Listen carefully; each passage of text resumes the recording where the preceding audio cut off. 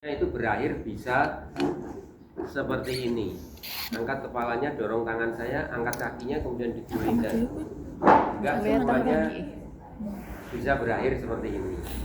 Dan ini kalau masih awal, ini saya jamin belum bisa. Ya, belum bisa. Kalau kemudian Anda fokus melatih ini sampai bisa, nanti dia pulangnya akan mundur banyak. Untuk seperti ini bisa itu mungkin 3-5 hari ada. Sehingga kemudian Anda lakukan sesuai kebutuhan aja. Ya. Mungkin Anda bantu penuh, mungkin Anda ada sedikit melatih yang benar, komponen sedikit, atau di sininya sudah bisa, di sininya belum bisa. Ini yang disuruh mendorong, ininya digerakkan pasif oleh fisioterapinya, itu juga boleh. Ya. Bahkan sering ini terjadi untuk miring itu masih pasif dari fisioterapinya semua, jadi digulingkan seperti itu. Ya. Jadi jangan menunggu suatu aktivitas itu sempurna atau bisa dilakukan dengan baik baru menuju aktivitas berikutnya. Jangan. Karena kalau seperti itu nanti lama di sini, untuk pindah ke latihan berikutnya itu juga nanti lama lagi, dan akhirnya kemampuan pasiennya akan lama untuk pulih. Pak, itu kan untuk bisa duduk, orang harus bisa melakukan band mobility. Untuk orang bisa berdiri, duduknya harus baik. Untuk bisa berjalan, orang harus berdiri dengan seimbang, dengan baik dulu. Iya, memang ada sekuensisnya, bahwa kemampuan ini akan membentuk kemampuan berikutnya. Betul. Tapi juga nggak sepenuhnya betul. Kenapa? Bisa saja kita melompat, dan aktivitas yang lebih sulit itu pasti akan memperbaiki aktivitas yang lebih mudah. Jadi kadang-kadang mirang-miringnya itu belum bagus, tapi dia sudah bisa duduk. Begitu nanti dia sudah duduknya baik, mirang-miringnya otomatis akan membaik juga. Jadi aktivitas yang lebih sulit itu akan memperbaiki aktivitas yang lebih mudah. Ya. Orang bisa berjalan, kemampuan berdirinya akan meningkat. Jangan kemudian berdirinya sempurna dulu baru dilatih berjalan. Ya. Jadi jangan terlalu khawatir, Pak ini harus bisa dulu begini baru latihan berikutnya. Enggak. Ya, enggak. Oke, kita lanjutkan. Setelah bed mobility, kita lakukan bed exercise. Latihan-latihan apa yang bisa dilakukan dalam posisi tidur. Nah, ini juga nggak usah terlalu banyak kita memberikan latihan dalam posisi tidur. Kenapa? Karena orang normal, kalau dia posisinya tiduran, apa yang dilakukan? Nggak ngapa-ngapain, Pak, paling pegang HP aja. Ya kan? Baru kalau dia duduk atau berdiri, ini menjadi lebih aktif. Jadi nanti latihan yang lebih aktif, lebih sulit dilakukan pada posisi duduk saja atau berdiri. Ya, jadi jangan menghabiskan waktu terlalu banyak untuk melatih dalam posisi tiduran. Oh, berarti kalau begitu passive movement cukup, Pak, ya? Passive movement itu kan sudah 10 menit sendiri, Pak. Ya enggak. Anda harus tahu banyak latihan yang bisa dilakukan dalam posisi tiduran. Walaupun nanti yang Anda pakai hanya 1 atau 2, karena waktu latihan untuk tiduran ini mungkin sekitar 5-10 menit aja. Tapi Anda harus tahu banyak caranya, sehingga tidak kemudian setiap latihan dalam posisi tidur itu hanya passive movement. Passive movement aja sudah 10 menit, Pak. Enggak begitu. Anda harus tahu banyak cara melatih pada posisi tiduran. Nanti yang terpilih apa, sesuaikan kondisi pasien. Kan selalu saya katakan seperti itu. Jadi tidak ada satu pasien stroke yang sama, sehingga Anda harus punya senjata yang banyak. Tinggal kemudian Anda milih yang cocok dengan pasien.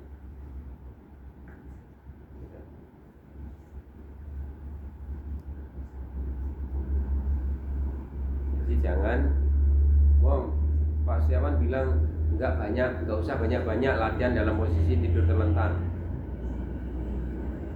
Nanti nggak usah kita tahu ini semua, kasih kuman aja sudah habis waktunya. Enggak begitu. Oke, apa saja yang bisa kita latihkan untuk pasien stroke dalam posisi tidur terlentang? Bisa latihan pada ekstremitas atas, bisa juga latihan pada otot-otot perut atau otot-otot core, sehingga dia mengatakan juga core stability exercise untuk pasien stroke. Kemudian juga latihan di ekstremitas bawah. Kita mulai dengan teknik-teknik stimulasi. Misalnya pasien ini masih lemas, keplek, karena pasien stroke kebanyakan pada fase akut ini dia mengalami neural shock. Ya, masih ingat ya, dulu saya katakan neural shock, yaitu walaupun dia kelainannya itu di otak atau saraf pusat, harusnya adalah upper motor neuron lesi, harusnya kelumpuhan yang sifatnya spastik. Tapi pada stadium awal, stadium akut ini, seringkali walaupun dia mengalami upper motor neuron lesi, seringkali dia mengalami neural shock dengan tanda seperti lower motor neuron lesi, yaitu keadaannya flaccid, lumpuh yang flaccid. Ya, keplek, nggak bisa bergerak. Nah, ini harus kita naikkan tonusnya. Kenapa? Karena otot yang flaccid itu sama dengan tidak ada gerakan. Otot yang ada tonusnya sama dengan ada gerakan. Kalau tonusnya spastik, gerakannya pola sinergis. Kalau tonusnya normal, gerakannya adalah terkontrol, terkoordinasi. Tapi intinya harus dinaikkan tonusnya. Loh Pak, itu kemarin di sini dicegah supaya tidak spastik, tidak naik tonusnya. Spastik itu kan naik tonusnya. Nah, kenapa sekarang distimulasi?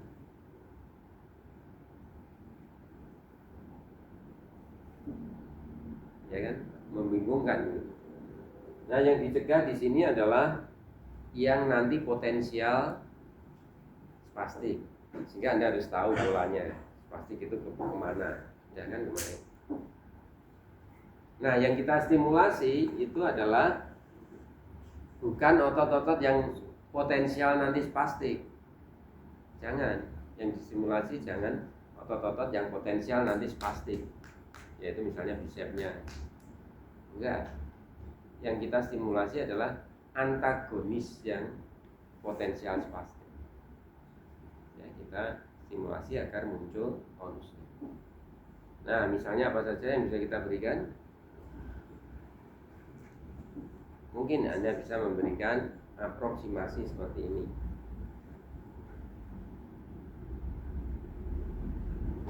Jadi tulang pembentuk sendinya kemudian dibenturkan seperti ini.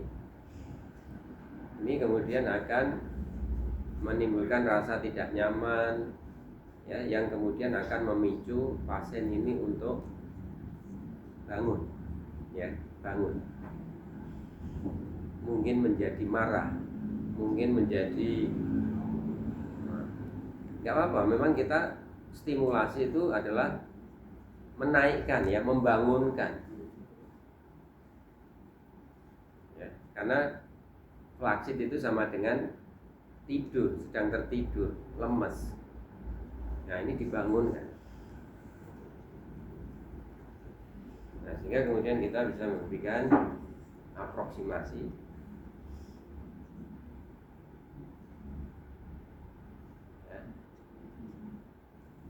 seperti ini aproksimasi di sendi bahu, di sendi siku, di sendi pergelangan tangan sekaligus.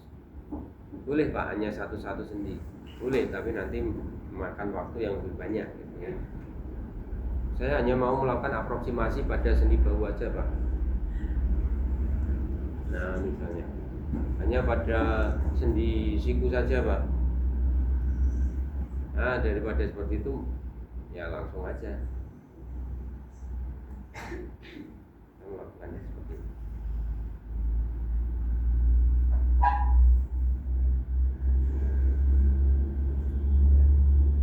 Yang pertama aproksimasi. Yang kedua Anda bisa memberikan tapping. Bukan tapping ini ya, tapi tapping tepukan. Nah bunyinya sampai plek gitu. Wah itu berarti sakit loh Pak, panas loh. Iya, memang tujuannya membangunkan. Ya, makanya pakai punggung tangan kalau bisa.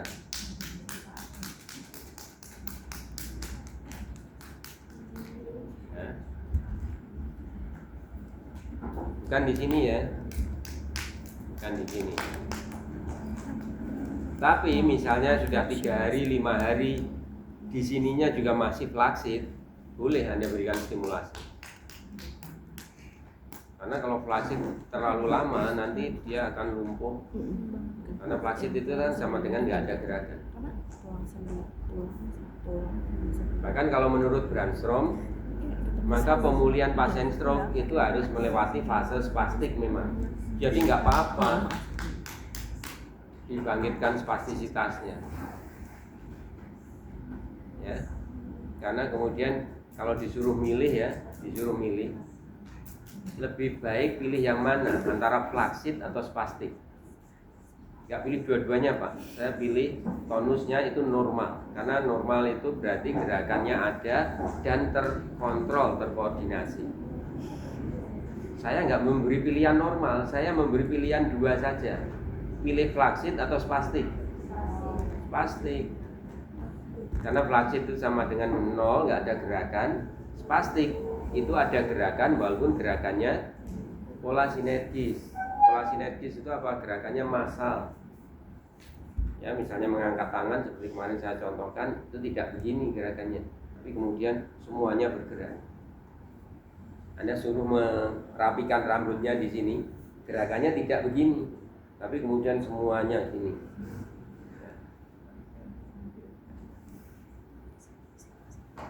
Nah, itu gerakan massal itu seperti itu.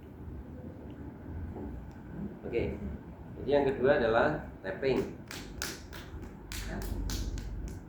Yang ketiga sweeping, usapan atau sapuan ya. Sweep itu sapuan. Nah itu dilakukan untuk stimulasi juga.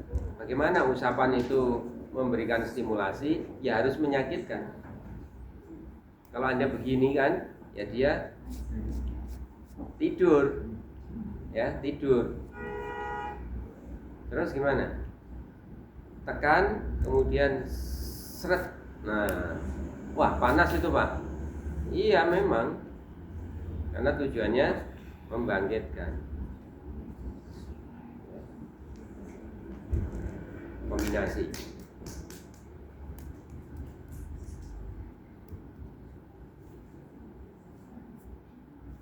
Ya. Kombinasi juga.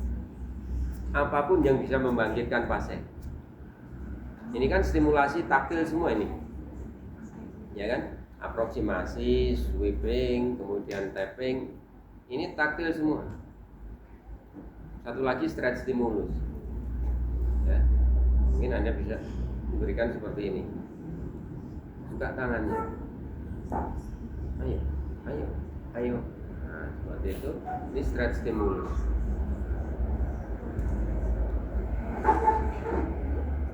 Kita gerakan begini, dia akan melawan. Ya. Jadi ini bukan kita kemudian menggerakkan gini ya, bukan ya. Tapi kemudian kita stretch seperti ini, terus kemudian pasien bergerak sendiri. Stretch. stres untuk membangkitkan gerak. Oke.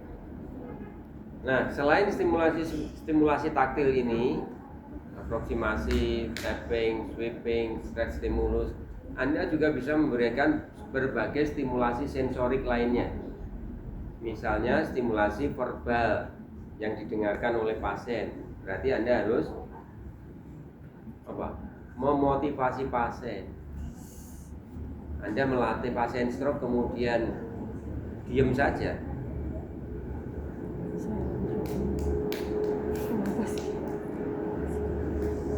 Gak cukup. Anda harus sambil ngomong. Ya, sambil ngomong. Ya, misalnya ini Anda tepuk-tepuk sambil kemudian, iya Pak, dorong tangannya, iya begitu, bagus, kencengkan tangannya, iya, terus, nah seperti itu Pak ya, bagus. Ya, jangan Anda diam. Terus stimulasi apa lagi? Selain yang didengar, mungkin dilihat juga. Ya, kalau Anda memberikan tindakan terapi pada pasien stroke dengan terlihat lemas seperti ini ya pasiennya ikut lemas. Ya, Anda harus terlihat bersemangat, menjalin kontak mata dengan pasien. Ya, ruangannya yang terang, itu memberikan stimulasi visual yang membangkitkan. Pak, stimulasi pendengaran lagi Pak, sambil kemudian nyetel musik yang rock Pak. Nah, kalau pasiennya nggak senang dengan musik rock ya malah stres pasiennya. Ya. Tapi boleh itu Anda lakukan juga. Ya. Bukan lagu langgam Jawa yang meninabubukan. Anda stimulasi backgroundnya langgam Jawa, ya nggak jadi nanti. Ya, sampai seperti itu Pak. Iya. Berarti stimulasi pembawaan juga Pak. Iya kalau perlu. Kasih aromaterapi ya, katanya aromaterapi itu ada yang bisa menyemangati gitu. Mungkin. Ya, jadi lakukan segala stimulasi yang bisa untuk membangkitkan tonusnya.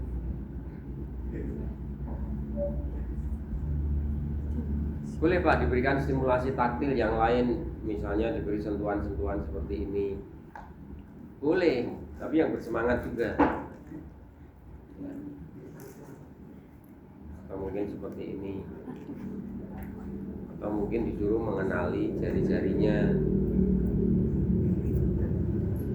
Apapun lah, berbagai stimulasi untuk menaikkan tonus. Ya, tapi stimulasi taktilnya apa saja tadi? Aproksimasi, tapping, sweeping, stretch stimulus, berbagai input sensorik, plus stimulasi sensorik lain yang mungkin. Ya, verbal fisioterapi harus aktif, kontak mata harus aktif, fisioterapi terlihat bersemangat, suaranya keras.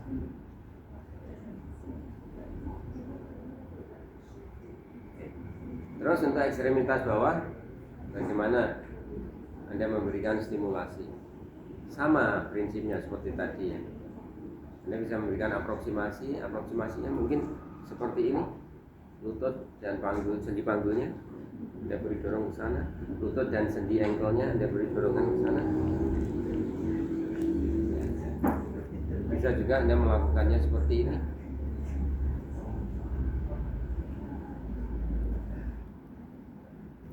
Itu aproksimasi. Tappingnya juga sama, Anda berikan tepukan yang ceplek gitu. Nah sebaiknya sih stimulasi itu langsung ketemu kulit ya, tidak kemudian ketemu kain seperti ini.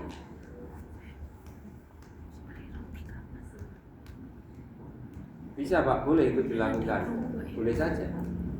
Misalnya pasiennya ada masalah dengan itu, ya ini ditutup aja pakai kain gitu ya. Tapi kemudian di sini tidak tertutup celana seperti ini, sehingga ini tertutup kain. Tapi kemudian tangan kita masuk memberikan stimulasi. Ya, karena sebaiknya sekali lagi itu langsung kontak dengan kulit. Anda melakukan sweeping seperti ini di celana yang enggak ngefek, ya enggak ngefek. Tapi pasiennya enggak mau dibuka Pak. Ya dikasih penjelasan, kemudian itu tadi ya ditutup dengan selimut seperti itu, tangan kita masuk memberikan stimulasi.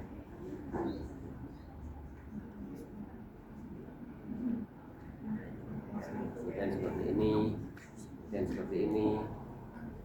Dan juga bisa memberikan berbagai stretch stimulus ya. Ya. Atau mungkin stretch stimulusnya ke sana. Angkat kakinya Pak, angkat. Atau Anda juga bisa memanfaatkan refleks. Ya, Anda lakukan Babinski. Nah, seperti ini. Nah, begitu dia geli, kalau Babinski positif itu dia akan ekstensi ya, ekstensi dan ABD pada jari-jarinya, terutama ibu jari. Nah itu kemudian kita minta pasien untuk melihat, merasakannya dan mencoba mengikuti gerakan ini. Kalau nggak direfleks nggak bisa dia bergerak begini. Suruh gerak itu nggak bisa. Tapi begitu Anda berikan Babinski, ini berespon begini. Maka kemudian pada waktu Anda berikan Babinski, pasiennya disuruh melihat, merasakan, mencoba mengikuti gerakannya dan mencoba menggerakkan seperti ini. Ya. Jadi bisa diberikan stimulasi berupa pemberian refleks, stimulus refleks, termasuk stretch refleks tadi ya, stretch. Ya, ini kita beri Babinski seperti ini.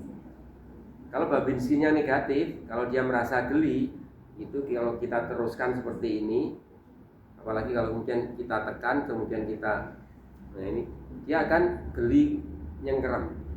Tidak apa-apa. Kalau nggak diberi stimulasi seperti itu, disuruh nyengkerem gini sendiri nggak bisa, nggak bisa. Tapi begitu Anda kasih begini, dia bisa nyengkerem. Nah itu Pak bisa gerak. Kadang-kadang itu dipakai untuk nipu pasien, ya, atau memberi PHP pada pasien. Loh Pak, ini sudah bisa bergerak toh Pak? Padahal ini gerak refleks. Nah kalau hanya sebatas itu Anda menipu pasien. Tapi kalau kemudian Anda manfaatkan ini untuk melatih gerakan, nah itu bagus. Ya. Oke, itu teknik-teknik stimulasi.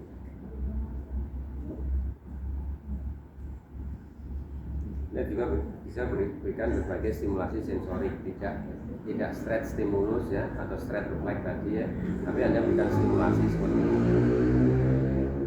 seperti ini. Atau kalau perlu dicubit ya, begitu dicubit kemudian dia sakit, terus kemudian ada respon, kakinya ini tiba-tiba bisa bergerak karena sakit ya. Mungkin kakinya sambil bergerak, mungkin juga tangannya sambil bergerak ya, nempeleng fisioterapinya gitu. Nggak masalah ya, daripada ini nggak ada gerakan ya, maka Anda berikan stimulasi-stimulasi seperti ini.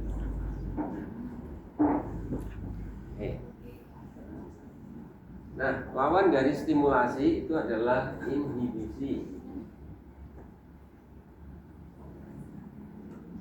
Inhibisi itu menurunkan tonus. Nah, ini mungkin pada stadium awal ini belum terjadi spastik ya, tapi Ini loh, kita membahas stimulasi, mungkin sekalian kita bahas inhibisi. Jadi kalau ada spastik, ya kalau ada spastik, maka kita melakukan teknik inhibisi. Caranya gimana inhibisi itu? Cara yang pertama adalah Anda lakukan stimulasi juga. Loh Pak, inhibisi kan katanya berlawanan dengan stimulasi. Kok ini inhibisi disuruh stimulasi itu gimana? Stimulasi pada antagonis yang spastik. Ya, jadi misalnya dia spastik begini ya, maka kemudian antagonisnya ini kita stimulasi. Karena begitu di sini aktif, maka di sini akan relaksasi. Seperti prinsip fisiologi ya, atau prinsip biomekanika. Suatu otot berkontraksi, maka antagonisnya akan relaksasi. Pasti itu. Anda bisa menekuk begini. Kalau di sini nggak rileks, maka gerakan itu kan nggak terjadi. Jadi kalau Anda mengaktifkan suatu otot, maka antagonisnya itu otomatis akan rileks. Ya, sehingga kalau Anda menstimulasi pada otot antagonis, maka yang di sini dia akan rileks, akan terinhibisi. Ya. Jadi cara inhibisi yang pertama apa? Stimulasi pada area atau otot antagonisnya. Yang kedua, lakukan teknik yang berlawanan dengan stimulasi pada otot yang spastik. Yang kedua, yang berlawanan. Kalau tadi aproksimasi itu efeknya stimulasi, berarti yang berlawanan adalah traksi. Atau Anda melakukan stretching. Nah, stretching berefek inhibisi atau traksi berefek inhibisi. Tapi kalau stretchingnya ngejut gini ya akan menimbulkan stretch stimulus, dia akan merespon kebalikannya. Stretching tapi gentle ya, lakukan dengan gentle. Traksi atau stretching lakukan dengan gentle. Itu akan menurunkan spastik. Tadi tapping seperti ini menaikkan tonus. Tapi kalau Anda tappingnya seperti ini, nah ini meninabubukan, menidurkan. Boleh Pak begini? Iya. Maka kemudian otot bisepsnya akan turun tonusnya kalau Anda lakukan tepukan-tepukan yang seperti ini. Tapi kalau Anda lakukan begini, naik. Yang ketiga, Anda melakukan sweeping seperti ini. Ya kan? Sweeping seperti ini itu berlawanan dengan tubuhnya rambut ya, seperti dijenggit gitu ya gampangannya, sakit. Nah kalau yang sweep usapan yang seperti ini akan menidurkan pasien, ya seperti ini. Jadi boleh Pak? Iya boleh. Anda begini kan, ini bisepsnya yang spastik mungkin akan menurun tonus. Ya, Anda tepuk-tepuk ini. Nah, sweep seperti ini. Anda lakukan traksi tadi, gentle traksi ya, atau gentle stretching. Oke. Terus cara yang ketiga, yang pertama tadi apa? Stimulasi pada antagonisnya. Yang kedua, lakukan kebalikan stimulasi. Yang ketiga, traksi kan bagian dari pembalikan tadi. Komponen yang kedua itu komponen yang kedua. Nah sekarang kita bahas yang ketiga. Diapain kalau kemudian ada spastik selain dua kelompok tadi?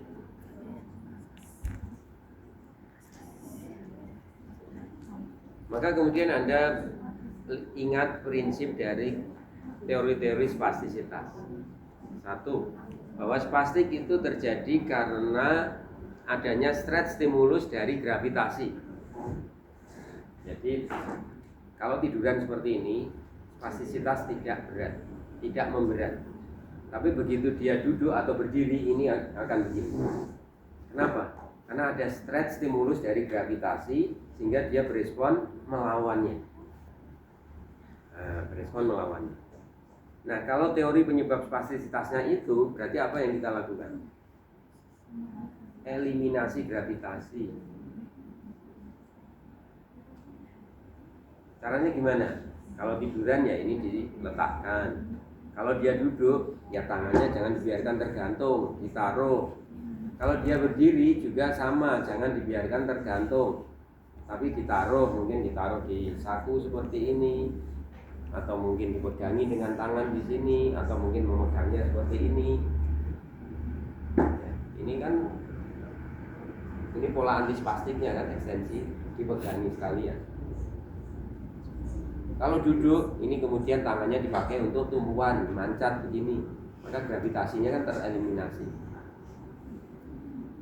Nah, itu yang dilakukan.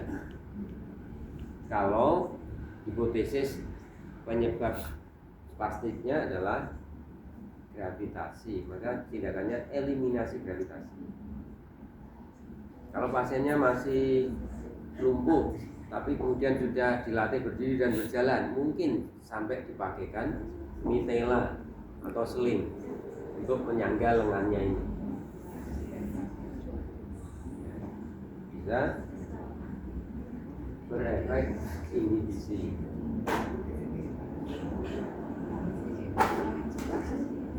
Terus yang berikutnya lagi, teori yang menyebabkan spastik. Spastik itu dianggap sebagai kenaikan tonus. Maka kemudian prinsipnya mestinya sama dengan kenaikan tonus akibat kelainan di muskuloskeletal, bukan kelainan di otak, yaitu spasme.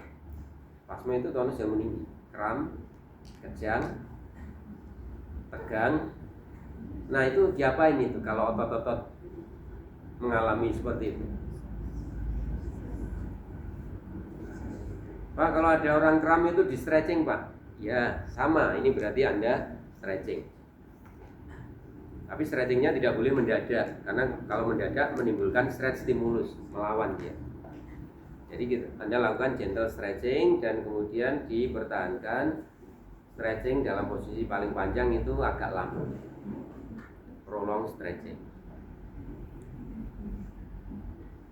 Terus diapain lagi kalau ada spasme, ada kram, ada dipijat, Pak? Boleh, Anda lakukan dipijat di sininya. Tapi mijatnya juga harus gentle. Kalau Anda mijatnya mengejut, ini melawan. Ya, spastik itu melawan gitu ya. Jadi Anda boleh pijat dengan gentle. Apalagi diapain kalau ada spasme? Dikompres, Pak. Ada yang dikompres dingin, ada yang dikompres panas atau dipanasi. Nah, ini juga boleh. Ada yang di air, ada yang dikompres dengan air hangat. Tapi ada juga yang dikompres pakai es ya, misalnya ini kaki yang mencengkram spastik begini. Nah, ini dimasas pakai es batu.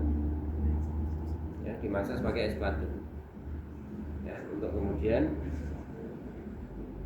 bisa rileks. Ya. Tapi ini dikasih air boleh juga, Pak? Boleh. Spasme juga berkurang kan dengan air. Terus apa lagi? Kalau ada spasme, kram, tegang, kejang, ya sudah, Pak, itu aja. Ya, di terapi termal baik panas maupun dingin, di stretching, di massage, ya boleh, berarti itu boleh. Itu sudah 4 golongan ya, 4 golongan Anda melakukan inhibisi. 1, dilakukan stimulasi pada antagonis. 2. Dilakukan kebalikan dari stimulasi pada otot yang spastik. 3. Dieliminasi gravitasinya. 4. Diperlakukan seperti otot yang spasme atau kejang. Yang kelima,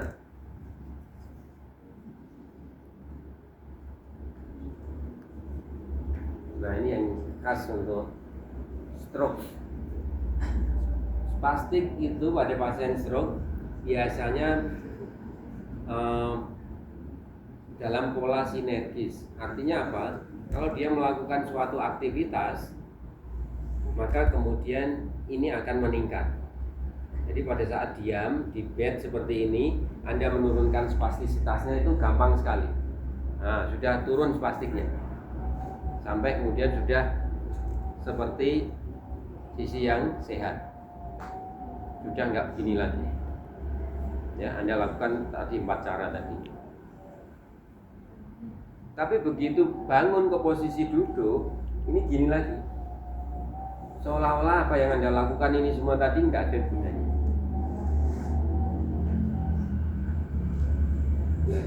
Nah, itu yang disebut dengan pola sinergis. Sehingga apa yang harus dilakukan? Angka yang kelima, yaitu kita harus melakukan kontrol pola sinergis pada saat beraktivitas. Jadi misalnya berjalan, itu jangan hanya memikirkan berjalan, tapi bagaimana berjalan ini tidak timbul. Ya, sehingga apa yang dilakukan? Kalau pasiennya bisa mengontrol secara sadar, ini kemudian harus dikendalikan. Saya berjalan, tapi tangan saya nggak boleh kaku. Terasa begini, kemudian perintah ini, kalau bisa. Jadi itu harus, kalau pasien kognitifnya baik, pasien sadar, itu harus ditekankan untuk diingat pada pasien. Pak, Bapak kalau berjalan itu fokusnya tidak hanya jalan ya, tapi ini coba tangannya dikendalikan supaya tidak. Ya. Jadi mengontrol terjadinya pola sinergis. Kalau secara sadar nggak bisa, maka kemudian dibantu seperti tadi, dipegangi di sini, atau mungkin dipegangi di sini, atau ditaruh di saku. Atau mungkin ini tangannya begini, ya, diposisikan terulur oleh sisi yang sehat, ya, seperti ini. Sambil berjalan begini, atau sambil berjalan tangannya ditaruh di sini, ya. Karena kalau begitu berjalan nggak dilakukan begitu, mesti gini terus tangannya.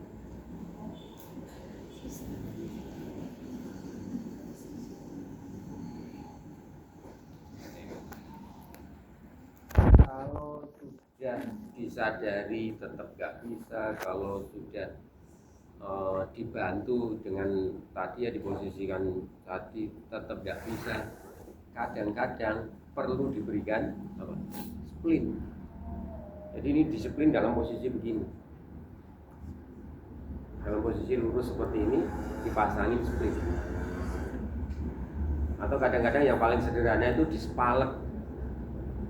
Ya, dispalek. Jadi dikasih kayu terus kemudian di elastik bandit, posisinya begini. Karena kalau nggak diposisikan seperti itu, ini keras seperti ini. Jadi ada yang sampai ekstrim seperti itu, ya, untuk mengontrol spastik. Ada juga yang menghipoteskan bahwa spastik itu terjadi karena tidak banyak digerakkan. Sehingga apa yang harus dilakukan untuk menjawab hipotesis itu? Ya harus sering digerakkan.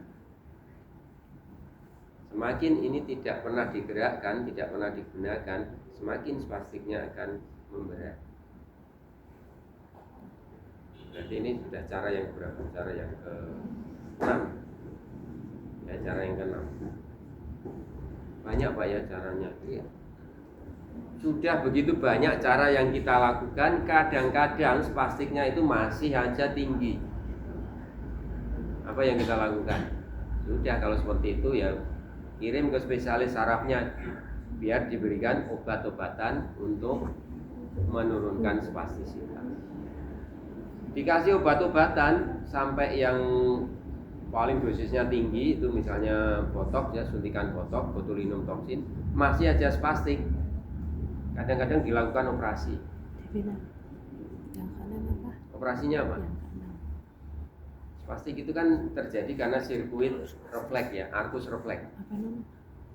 Arcus refleksnya itu hidup sendiri. Oh, apa? Nah. Tidak ada kontrol dari otak. Sehingga stimulus sedikit akan langsung menimbulkan kenaikan tonus. Kenaikan tonus ditangkap oleh reseptor, menimbulkan stimulus untuk tonusnya naik. Begitu seterusnya. Sehingga tonus itu tinggi. Maka kemudian dilakukan operasi, yaitu arcus refleks ini diputus di tingkat spinalnya. Jadi arcus refleksnya diputus di tingkat spinal. Sampai seperti itu untuk spastisitas. Nah, apakah semua pasien akan menjadi seperti itu, Pak? Tidak.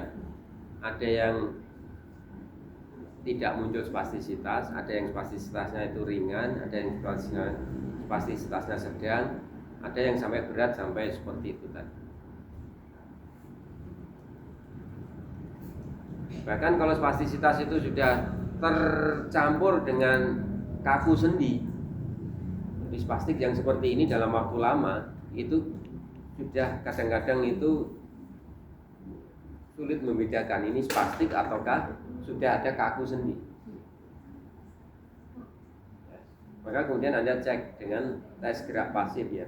Kalau end-feel-nya itu terasa keras, jadi misalnya sampai di sini dan end-feel-nya keras, ini sudah kaku ini. Tapi kalau Anda gerakkan seperti ini, end-feel-nya itu masih lunak terus, tapi kemudian sudah sulit untuk digerakkan, ini yang membatasi gerakan ini adalah spastik.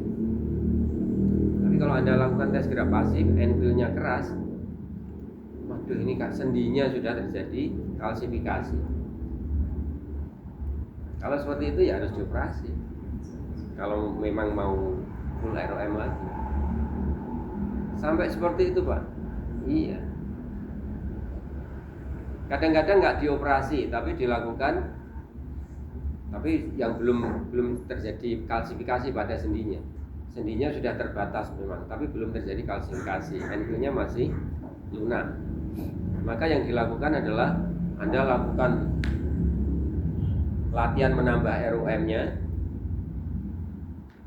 meningkat segini, awalnya segini ya, Anda latih meningkat segini, maka ini digip selama seminggu sehingga ROM seperti ini terjaga. Mungkin nggak sampai seminggu ya, 3 hari mungkin. Setelah 3 hari dilepas, Anda latih lagi, nambah sedikit lagi segini, gip lagi, 3 hari lagi. 3 hari dilepas gipnya, Anda latih lagi, nambah lagi sedikit, gip lagi, sampai kemudian tercapai ROM yang normal. Bahkan bisa sampai seperti itu. Namanya serial casting yang seperti itu. Ya. Jadi plastik itu kadang-kadang masalah ya. Masalah. Kalau spastik seperti itu mesti gerakannya akan nggak bagus karena gerakan pola sinergis.